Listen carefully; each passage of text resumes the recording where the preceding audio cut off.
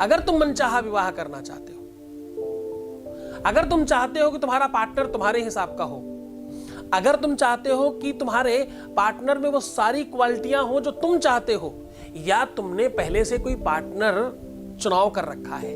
हर किसी को पति अपने अनुकूल चाहिए और हर किसी को पत्नी बहुत सुंदर चाहिए। जीवन साथी कैसा हो? अगर जीवन साथी शराबी हो, नशे वाला हो, सिगरेट पीता हो, बुरे कामों में लिप्त हो, या पत्नी पारिवारिक नहीं हो, बहुत सहज सरल ईमानदार नहीं हो, परिवार को लेकर चलने वाली नहीं हो, तो पूरा का पूरा घर बर्बाद हो जाता है। पारिवारिक दाम्पत्य जीवन में मनचाही व्यवस्थाएं, जीवन साथी एक दूसरे को समझने वाले हो, दंश तकलीफें, मुसीबतें, संकट शादीशुदा जीवन में आए ही ना, ऐसी कुछ चीजें हो सकती हैं क्या? विवाह बेहतर चले, मनचाहा शादी हो। पति कैसा मिले, दाम्पतिक जीवन कैसा हो, यह तुम निर्धारित कर सकते हो क्या? क्या ये तुम डिसाइड कर सकते हो कि तुम्हारा पार्टनर तुम्हें कैसा मिले?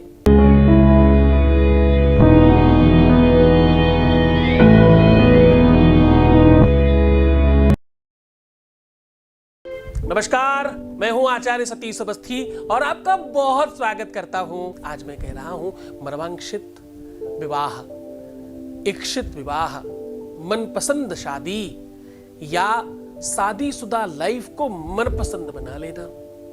विवाह हो गया है तो कैसे अपने वैवाहिक जीवन को अपने अनुकूल बनाएं। विवाह होने वाला है तो कैसे पार्टनर को वैसा बनाएं या वैसे ही पार्टनर का चुनाव करें। क्या आप चाहते हो कि आपका पार्टनर जैसा आप चाहते हैं वैसा मिले? तो आज का दिन आपका है। अगर आप चाहते हो जिस पार्टनर को आप चाहते हैं वो पार्टनर वैसा हो जाए, तो आज का दिन आपका है। अगर आप चाहते हो कि आपके जीवन में मधुरता और रिश्ते, क्योंकि आप बड़ी कीमत समझते हो इसकी, ये कीमती रहे, ये मूल्यवान हो और आप इसमें बेहतर तरीके से आगे बढ़कर के जीवन जी पाए, इसके संदर्भ में ये दिन आपका सबसे भारी होने वाला है। पूरा का पूरा विश्लेषण आज आपको बता रहा हूं। भगवान शिव ऐसे देवता हैं जिनकी कृपा से यह सब कुछ संभव है। शिव महापुराण में, अमोघ शास्त्र में, वैकुंठ शास्त्र में, नीलकंठ शास्त्र में ऐसे कितने ही ग्रंथ हैं। चाहे आप सागर रत्नावली की बात करें, बहुत सारे ग्रंथों में ये गूढ़ रहस्य लिखा हुआ है कि कैसे पति पत्नी एक हो सकते हैं। एक ही शरीर के दो अंग हैं। ये कौन है? ये एक ही शरीर के दो अंग हैं। एक दक्षिण वाम पक्षी है और एक वाम पक्षी है। दो पक्ष मिलकर के अंधेरा और उजाला मिलकर महीना बन रहा है। उसी प्रकार से दिन और रात मिलकर के जीवन बन रहा है। उसी प्रकार से पति पत्नी मिलकर के जीवन को चलने की यात्रा हो रही है। गाड़ी के दो पहिए होते हैं, एक पति है, एक पत्नी है। ये दोनों सही चलेंगे तो जीवन की गाड़ी बेहतर चलती है, वरना जीवन की गाड़ी गड़बड़ा भी जाती है, खराब हो जाती है। आप बड़े सीधी तरीके से समझिए। ये दोनों हाथों की बीच वाली उंगली ऐसे मोड़ लीजिए और फिर नमस्ते कीजिए। मिडिल फिंगर मोड़ दीजिए और फिर नमस्ते कीजिए। अब आप देखिए, आप सारी उंगली उठा पाएंगे, चाहे छोटी वाली उठाएं, चाहे पहली उठाएं, चाहे अंगूठा उठाएं, पर सारी उंगली मिले आप अपनी रिंग फिंगर उठा नहीं सकते। ये तब उठेगी जब छोटी वाली भी उठेगी, वरना नहीं उठती। सारी उंगलियां अगर जुड़ी हो तो रिंग फिंगर आपकी उठेगी ही नहीं। आप प्रयास करके देख लीजिए, प्रयत्न करके देख लीजिए। हम कहते हैं रिंग फिंगर में इसीलिए तो रिंग पहनाई जाती है भाई, इसीलिए तो एंगेजमेंट में ये होती है। इसकी नस सीधा आपके दिल में जुड़ी है। रिश्ता वो जो अंदर से जुड़ा हो, रिश्ता वो जो तोड़ने से भी ना टूटे, रिश्ता वो जो आपका होकर के रहे। आज मैं कह रहा हूं इस उंगली में, आज मैं कह रहा हूं इस उंगली में वो वस्तु लगानी है दोनों ही उंगलियों में, जिससे आपका दाम्पत्य जीवन पूरी तरह से सुमधुर हो जाएगा। आपने रिंग फिंगर पहनी, काम नहीं हुआ, कदाचित संभव हो सकता है।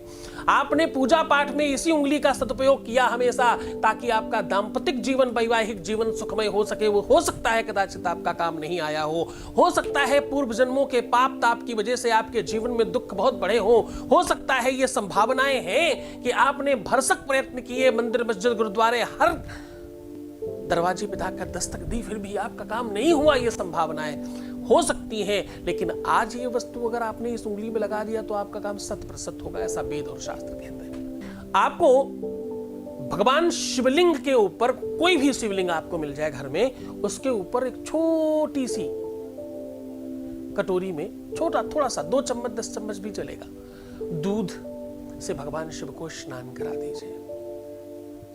उसके बाद उस दूध को कहीं ठंडी जगह में रख दीजिए, फ्रिज में भी रख सकते हैं, ताकि उस दूध में थोड़ी सी मलाई जम जाए। 2-4-10 चम्मच दूध में सफिशिएंट हो जाएगा तुम्हारे लिए। अब करना क्या है, उस दूध की मलाई आपको उतार कर थोड़ा सा शहद लेकर के बहुत गंभीरता से, जरा सा भी डगमगाए तो सब खराब हो जाएगा। दूध की मलाई और थोड़ा सा शहद लेकर के अपने जीभ के ऊपर बहुत गंभीरता से समझने की कोशिश करना, जरा सा भी डगमगाए तो सब बिगड़ जाएगा। अपने जीभ के ऊपर किसी भी शुभ डंडी से अपने पार्टनर का पहला अक्षर लिख देना है। मात्र पहला अक्षर लिखकर थोड़ी देर ये एहसास करना है, आंखें बंद करके, कि वो पहला अक्षर पूरे नाम में परिणित हो रहा है आपके जीभ पे ही। ये जैसे ही एहसास हो जाए, बस अपनी रिंग फिंगर के पिछले वाले हिस्से के ऊपर उस पूरे के पूरे जो भी आपके मुख में सामग्री है, बिट्स आपके सलाइवा, आप पीछे वाले हिस्से पर लगने दीजिएगा। इसे बिना धुले सिर्फ पोंछ कर आपको सो जाना है। ये काम आपको रात्रि में करना है, बिना पानी लगाए, सिर्फ पहले लगाएं थोड़ी देर, और उसके बाद किसी भी नए कपड़े से या किसी भी कागज से पोंछ देना है। मात्र धुलिएगा मत, दूसरे दिन धुलिएगा। अब आपका असली काम शुरू हुआ इस कागज के ऊपर। ये कागज आपका प्रेम पत्र है, ये कागज आपकी असली पाती है। ओए होए भिजाए देव अब की खाली पाती, भिजाए देव खाली पाती अब की, भिजाए देव। ये शास्त्र के उस अंग का एक बड़े अच्छे मैथिली भाषा के और भोजपुरी जानकार थे, उन्होंने ये लाइन लिखी, भिजाए देव पाती खाली अब की। हर बार कोई पत्र लिखकर भेजते, जवाब ही नहीं आता, उधर से कोई कुछ बोलता ही नहीं है, इस बार खाली पत्र भेज देंगे। ये वही पत्र है जिस पर हम आज बात कर रहे हैं, लेकिन ये खाली नहीं रहना है, इस पर आपको अपनी पूरी की पूरी मनसा लिखनी है। पूरी की पूरी मनसा, पूरी की पूरी इच्छा, जो भी आप अपने पार्टनर को कहना चाहते हैं, उससे करवाना चाहते हैं, जैसा रिश्ता बनाना चाहते हैं। अगर शादी नहीं चल रही तो उसमें क्या क्या चीजें आपको एड ऑन करनी है, शादी मनचाही होनी है तो उसमें क्या क्या तकलीफें हैं, क्या क्या मुसीबतें और क्या होना चाहिए, ये सब कुछ आप उसमें लिख दीजिए, उस कागज के ऊपर या कपड़े के ऊपर जिसमें आप पहुंच रहे हैं। पर कपड़ा हो तो नया हो, कागज हो तो सादा हो, इस बात का ध्यान रखना है। ये सब कुछ कंप्लीट लिख लेने के बाद भगवान शिव के फिर से उसी शिवलिंग के ऊपर स्पर्श करा करके इसको अग्नि के सहारे भगवान तक भेजना है। क्यों? क्योंकि भगवान का मुख अग्नि है, विराट अग्निर्जायत ऐसा कहते हैं। अग्नि में आप उसको जलाकर स्वाहा बोल दीजिए। क्या बोलना है? स्वाहा बोलने से भगवान सीधा स्वीकार करते हैं। ऐसा करने से आपकी अपनी मनसा, आपकी अपनी इच्छा सीधा आपके अपने इष्ट तक पहुंचेगी, सीधा आपके अपने देवता तक पहुंचेगी, सीधा आपके अपने उस विराट स्वरूप भगवान के पास पहुंचेगी, आपके गुरु के पास पहुंचेगी, जहां से आपका काम होना है। तो बहुत खुश रहिए। इसको कभी भी किसी भी स्थिति में किसी भी संदर्भ में किया जा सकता है, चाहे मनचाहा विवाह चाहिए तो भी, शादी चलाना है तो भी, वैवाहिक जीवन में खुशियां चाहिए तो भी, कोई शराब पीता है तो भी, कोई नशे करता है तो भी, किसी की आदतें खराब है तो भी, कोई बिगड़ गया है तो भी, कोई तुम्हें समझ नहीं रहा है तो भी, बड़ी सारी परिस्थितियां हैं। अरे तुम सात्विकता के साथ, सादगी के साथ, श्रद्धा के साथ इस उपाय को करो तो सही, तुम्हारा डेफिनेटली कल्याण होगा। खूब मुस्कुराओ, प्रणाम करके पानी पियो, अपने आप को सुंदर बनाओ ना। श्रृंगार बहुत आवश्यक है, श्रृंगार रस भगवान को भी पसंद है। रोना, बिलखना, परेशान होना, दुखी होना, नेगेटिव सोचना, प्रीवियस लाइफ शेयर करना, ये सब सर्वदा मना है। ऐसा करने से रिश्ते खराब हो जाते हैं हमेशा के लिए, फिर ठीक भी नहीं होते। तो कृपया आप ये सब नहीं करें। करना क्या है तुम्हें? गुनगुनाओ ना थोड़ा, उन विचारों में रहो जो तुम्हारे जीवन के सबसे खुशनुमा विचार हैं, जहां पर तुम्हारे जीवन में प्रेम था, जिसको तुमने महसूस किया है।